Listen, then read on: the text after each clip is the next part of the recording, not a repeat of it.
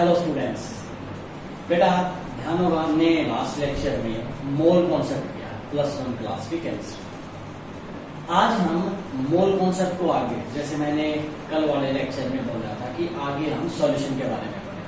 तो आज का टॉपिक बहुत ही इम्पोर्टेंट है, किस पॉइंट व्यू से भी, क्योंकि जो आज की जो टर्म्स हैं और इवन कल भी जो टर्म्स होंगी, क्योंकि आज कंप्लीट नहीं हो पाएगा वो न्यूमेरिकल पोर्शन भी है, तो दोनों के दोनों जो ये लेक्चर होंगे आज वाले और कल वाले एज इट इज आपकी 12th क्लास में, तो उस पॉइंट व्यू से भी कुछ और इम्पोर्टेंट हो गया।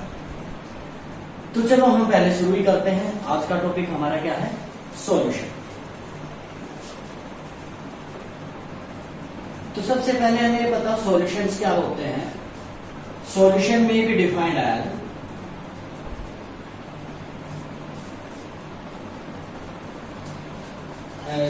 the homogeneous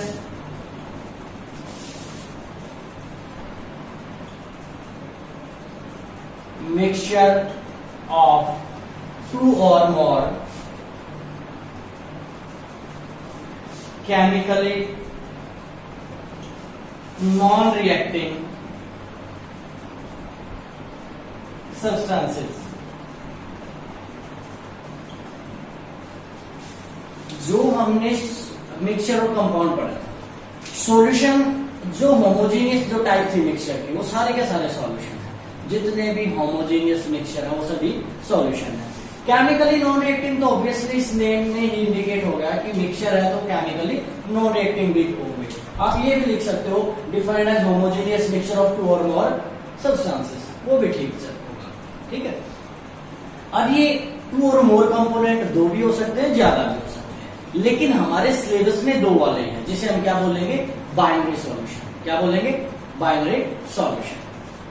अब जनरली क्या होगा सॉल्यूशन में, जो ये दो कंपोनेंट है, मैंने बोला बाइनरी, तो जो सॉल्यूशन जिसमें क्या होंगे? कंटेनिंग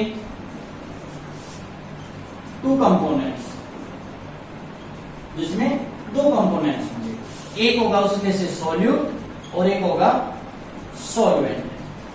ये मिलके क्या देंगे हमें? सॉल्यूशन। मिलके क्या देंगे? सॉल्यूशन। अब जनरली जो भी सॉल्यूशन हम लेंगे उसमें एक सब्सटेंस कम अमाउंट में होगा, एक ज्यादा में, क्योंकि जो नॉन रिएक्टिंग सब्सटेंसेज है इनकी जो कंसंट्रेशन है वो एक सर्टेन लिमिट तक ही वेरी कर सकती है। उनकी जो कंसंट्रेशन है कैन वेरी अप टू है सर्टेन लिमिट। जैसे वाटर में हम शुगर डिजोल्व करें तो एक सर्टेन लिमिट तक ही हम डिजोल्व कर पाएंगे, ऐसे ही ज्यादातर की कहीं ना कहीं कोई लिमिट है। तो सोल्यूट और सॉल्वेंट दो टर्म हमने यूज की। सोल्यूट कौन सा होगा उनमें से भाई? जो उस सॉल्यूशन में लेस अमाउंट में है। द सब्सटेंस या कंपोनेंट, जो भी वर्ड यूज करो तुम, which is present in less amount. मैं पूरा ही लिखता हूं बाय मास भी इन सॉल्यूशन। लेस अमाउंट किसमें हो? मास।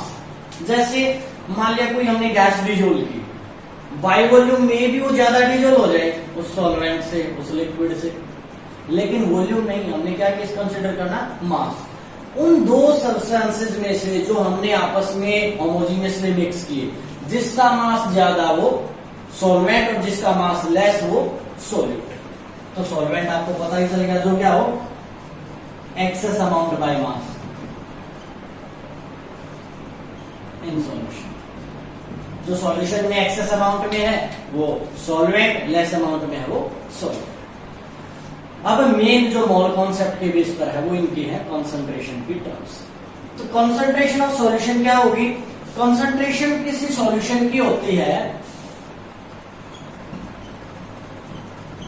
किसी भी सॉल्यूशन की कंसंट्रेशन का मतलब है parts of the component and given amount या गिवन मास ऑफ या गिवन क्वांटिटी ऑफ सॉल्यूशन। उस सॉल्यूशन के कितने, सॉल्यूट के कितने पार्ट्स हैं या उस कंपोनेंट के कितने पार्ट्स हैं, जिसका भी पूछे सॉल्यूट या सॉल्वेंट, सॉल्यूशन। अब एक पॉइंट यहाँ पर इंपॉर्टेंट है कि कंसंट्रेशन को तो इस हिसाब से हम बहुत सारे टर्म्स में एक्सप्रेस कर सकते हैं, ऑब्वियसली कर सकते हैं। अब हम उनको बारी बारी पढ़ेंगे। सबसे पहले जो हम टर्म यूज करेंगे दैट इज परसेंटेज। और परसेंटेज एज आई थिंक आपको याद होगी कि हम परसेंटेज कब कहां पर भी यूज करते थे, छोटी क्लासेस में, बिल्कुल 10th में भी आपने यूज किया है। अभी भी आप जो 10th के आपके मार्क्स आएंगे उनको भी कैलकुलेट करोगे कि कितनी परसेंटेज है। तो परसेंटेज का मतलब क्या होता है, गुड, परसेंटेज का मतलब होता है parts of that component out of total part, part of that component out of total part. Total कितने लेंगे और वहां पर 100, यही में से परसेंटेज होगी part of that component out of 100 part.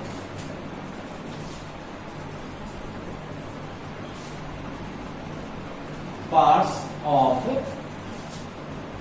Component out of 100 parts, 100 part में से उसके कितने पार्ट। अब परसेंटेज जो है वो जनरली हम निकालेंगे या तो मास परसेंटेज, या हम क्या निकालेंगे, वॉल्यूम परसेंटेज, या हम निकालते हैं मास बाय वॉल्यूम परसेंटेज। 3 में निकालते हैं, या तो मास परसेंटेज या वॉल्यूम परसेंटेज या मास बाय वॉल्यूम परसेंटेज। हमारे आपके बुक में +1 में वैसे तो 2 मिलेंगे, 12th में और 3rd भी आती है, एक साथ कर देते हैं। मास परसेंटेज जो है ऑफ कंपोनेंट क्या होगी, इसको रिप्रेजेंट कर देते हैं हम W by W percentage, that is mass of component in solution upon total mass of solution और into परसेंटेज के लिए 100। वॉल्यूम परसेंटेज ऑफ कंपोनेंट क्या होगी, वॉल्यूम परसेंटेज ऑफ कंपोनेंट को हम रिप्रेजेंट करेंगे V बाय V से, V बाय V से। ये क्या होगी, volume of component upon total volume of solution और वही परसेंटेज के लिए इनटू 100। पहले दो को थोड़ा सा एग्जांपल से कर लेते हैं। सपोज हो गए 10 ग्राम KCl is dissolved in 200 gram of its aqueous solution. Find W by W percentage. हमने क्या दिया, 10 ग्राम KCl डिजोल्व किया है 200 ग्राम इसके सॉल्यूशन में। ये यहां ध्यान से देखना, या 200 ग्राम अगर सॉल्यूशन दिया है तो ये क्या है, मास ऑफ सॉल्यूशन। अगर वो दे देता 200 ग्राम वाटर तो मास किसका होता है, सिर्फ सॉल्वेंट का। सॉल्यूशन का कैसे निकलता, इसके अंदर हम सॉल्यूट का मास ऐड करते हैं, क्योंकि सॉल्यूट प्लस सॉल्वेंट मिलकर सॉल्यूशन बना। ओके, अब हमने क्या निकाले, W by W percentage of component, वो किसके इक्वल होती है, यहां पर कंपोनेंट किसकी पूछी इसने, KCl की, तो KCl की निकाल देंगे।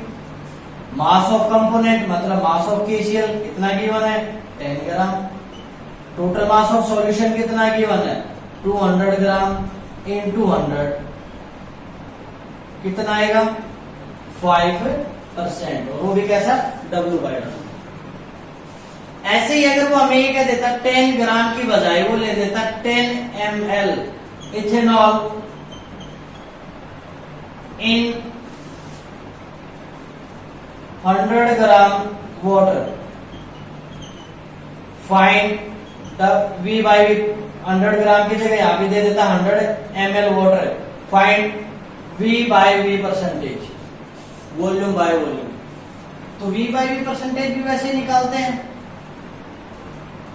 इथेनॉल क्या आएगा, ये कितना है 10 ml, तो 10 volume of component. Total volume of solution, अब देखो ये 100 ml मैंने वाटर बोला है, तो सॉल्यूशन कितना हो जाएगा 100 नहीं है 110, क्योंकि 100 ml ये और 10 ml ये है, into 100।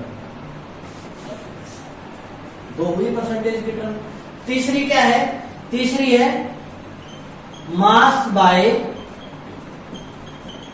Volume percentage of component. चाहे इसको ऐसे लिख दें, चाहे इसको W बाय V से रिप्रेजेंट कर देते हैं, mass by volume.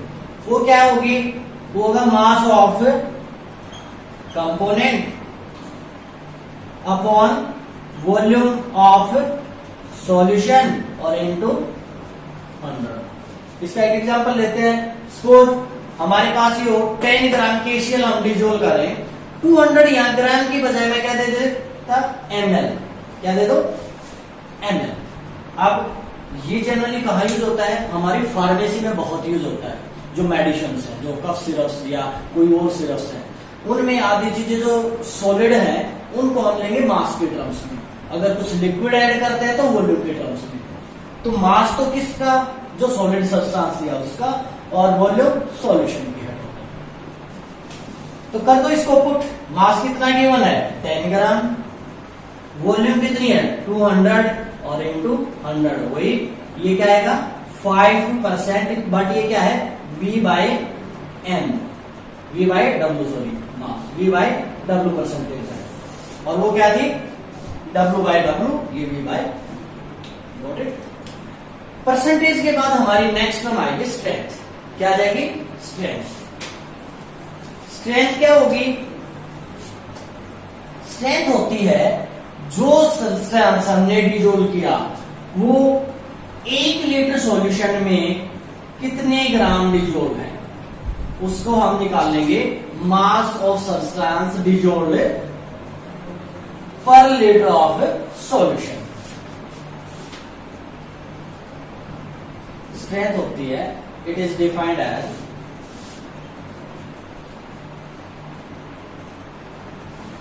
As the mass of solute, वो भी किसमें ग्राम्स में, dissolve per litre of solution. Mathematically लिखें, मैथमेटिकली क्या होगी, जो स्ट्रेंथ है that is equal to mass of solute in grams, solute को किस में लेंगे ग्राम्स में, अपॉन क्या आएगी वॉल्यूम किसकी सॉल्यूशन की, और किस में लीटर। जैसे वही एग्जांपल उठाता मैं, 10 ग्राम कोई भी है X is dissolved in 250 ml of its aqueous solution. Find strength. Find strength. तो गिवन क्या है, मास ऑफ सॉल्यूट गिवन है, कितना गिवन है 10 ग्राम, वॉल्यूम ऑफ सॉल्यूशन गिवन है, बिल्कुल कितनी गिवन है 250 ml, बट हमें किसमें चाहिए litre, that is equal to 250 by 1000 litre. Cut कर लो 1/4 या 0.25 जो भी लिखना है। अब हमें स्ट्रेंथ निकालनी है। स्ट्रेंथ क्या आएगी, मास ऑफ सॉल्यूट ग्राम्स में upon volume of solution in litre. चाहे तो यहाँ 250 इंटू 1000 कर दो, चाहे 1/4, तुम्हारी मर्जी, जो भी करना है वही आएगा। ये 40 ग्राम पर लीटर, ग्राम पर लीटर क्या आ जाएगी इसकी यूनिट, सिंपल सा है। अब जो अगली 3-4 टर्म्स हैं इनको बहुत ध्यान से करना है, इनके बेस पर न्यूमेरिकल +1 में भी आते हैं, इंपॉर्टेंट है, और 2 में भी। ये तो उन्हीं के बीच में कहीं यूज हो जाएंगे, उन्हीं को निकालेंगे परसेंटेज और स्ट्रेंथ। देखते हैं अगली टर्म है मोलरिटी। क्या है मोलरिटी। मोलरिटी फिर मोलरिटी, ये दो टर्म और करेंगे आज के लिए हम। नॉर्मेलिटी, मोल फ्रैक्शन, पार्ट्स पर million, molarity and normality equation, ये हम कल करेंगे। तो सबसे पहले मोलरिटी। मोलरिटी क्या? Molarity can be defined as number of moles of solute dissolved per liter of solution। ये क्या होगी? It is equal to number of moles of solute dissolved per liter of solution। इसको denote किससे करते हैं? It is denoted by capital M. किससे? Capital M से हम क्या करेंगे? इसको डिनोट करते हैं। तो मैथमेटिकली अगर मैं लिखूं,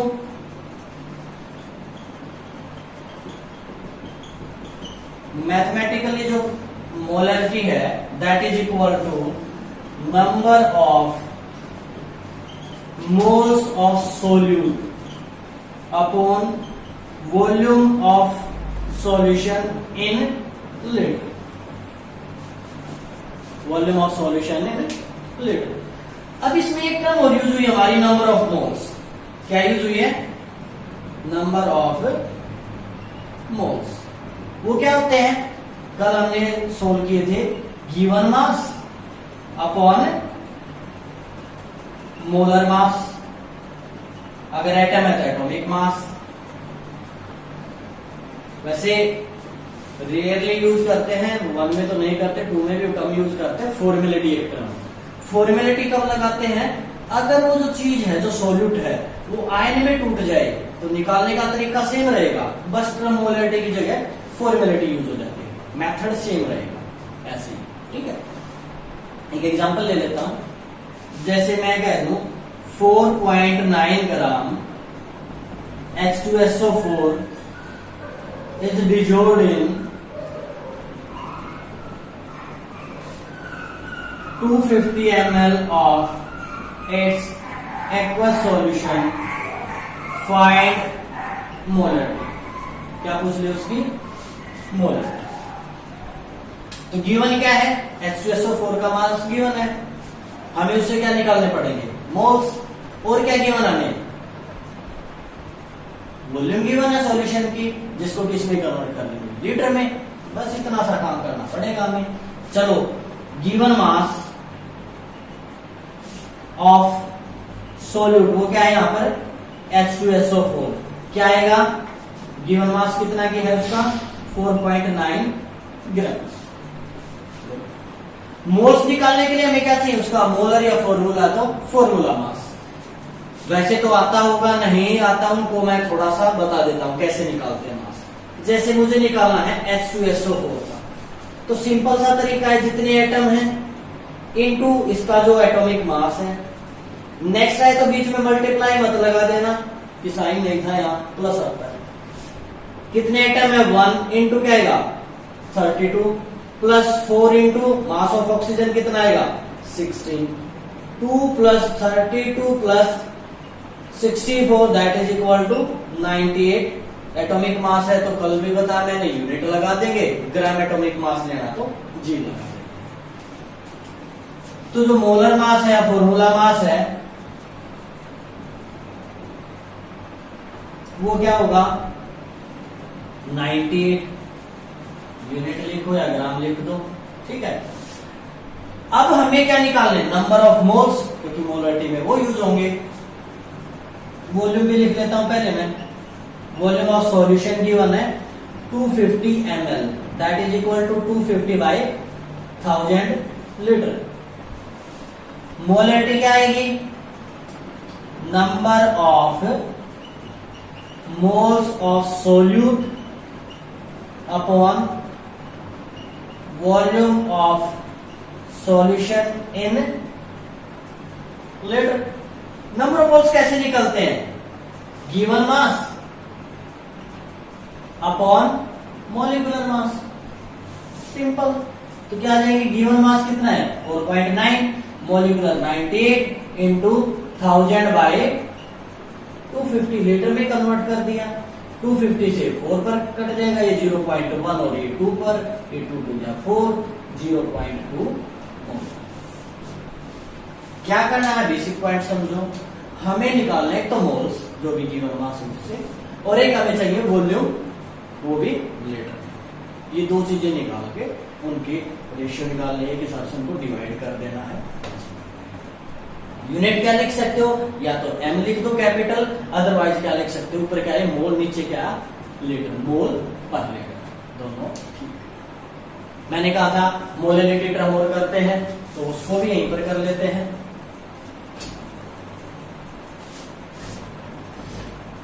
यही न्यूमेरिकल कर देंगे इसके अंदर भी।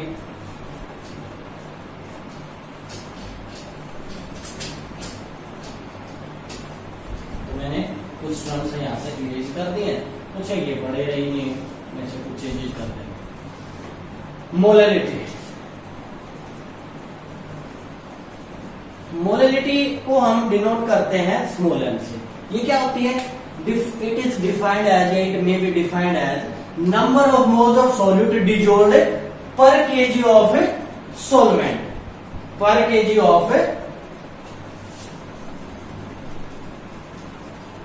solvent, it is denoted by small m।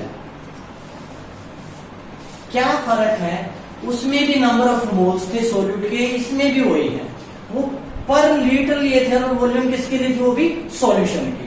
इसमें कौन आएगा, मास, और किसका आएगा, सिर्फ सॉल्वेंट का, क्योंकि हमें पता है सोल्यूट प्लस सॉल्वेंट ये मिलके क्या देते हैं, सॉल्यूशन। तो अगर हमारे पास सॉल्यूशन का मास हो और सॉलिड का है तो सब्ट्रैक्ट कर देंगे सॉलिड का मास, क्या आ जाएगा, सॉल्वेंट का मास। तो चलो मैथमेटिकली लिख लेते हैं, क्या आएगा, number of moles of solute upon क्या आएगा, mass of solvent in KG. यही न्यूमेरिकल हो, 4.9 ग्राम H2SO4 is dissolved in 250 ml of its aqueous solution। Density भी दे दे हमें 1.2 ग्राम पर सेंटीमीटर क्यूब या पर ml, और पूछ ले स्मॉल m भी। तो यहां तक का तो ठीक है, जो गिवन मास है ऑफ सॉल्यूट वही है, मॉलिक्यूलर मास भी वही है, मोल्स भी उतने ही आएंगे। अब हमें चाहिए मास ऑफ सॉल्यूशन पहले तो, क्यों, क्योंकि सॉल्यूशन का अगर होगा तो सॉल्यूट का तो हम सब्ट्रैक्ट कर देंगे, सॉल्वेंट का नहीं भी हो तो, लेकिन सॉल्यूशन का भी नहीं गिवन है। सॉल्यूशन की क्या गिवन है, वॉल्यूम कितने गिवन है, 250 ml। डेंसिटी गिवन है, डेंसिटी कितनी गिवन है, 1.2 ग्राम पर सेंटीमीटर क्यूब। अब यहां से हमें एक चीज पता है, डेंसिटी क्या होती है, मास पर यूनिट वॉल्यूम, मास पर यूनिट वॉल्यूम ये होती है, ठीक है, कोई इश्यू नहीं है। मास पर यूनिट वॉल्यूम से हम सोल्व कर लेंगे। डेंसिटी कितनी गिवन है, 1.2, मास निकालना है, किसका आएगा, सॉल्यूशन का। क्यों, क्योंकि डेंसिटी भी सॉल्यूशन की और वॉल्यूम भी सॉल्यूशन की। इधर भेज दो, कितना आ जाएगा, mass of solution that is equal to 250 into 1.2 that is 300 ml, 300 gram sorry. अब ये था सॉल्यूशन का, मास ऑफ सॉल्वेंट कितना होगा, इसमें से सॉल्यूट का सब्ट्रैक्ट कर दो, 295.1 कर लो कैलकुलेट। मोलैलिटी क्या आएगी, number of moles given mass by molar mass, dissolved पर केजी ऑफ सॉल्वेंट 1000 बाय 295.1, क्योंकि ये आया इतने ग्राम्स, केजी में करोगे तो 295.1 बाय 1000 को कैलकुलेट करना। गॉट इट, ठीक है। यहां तक की न्यूमेरिकल करो, काफी है तुम्हारे बुक में। नेक्स्ट टॉपिक कल है।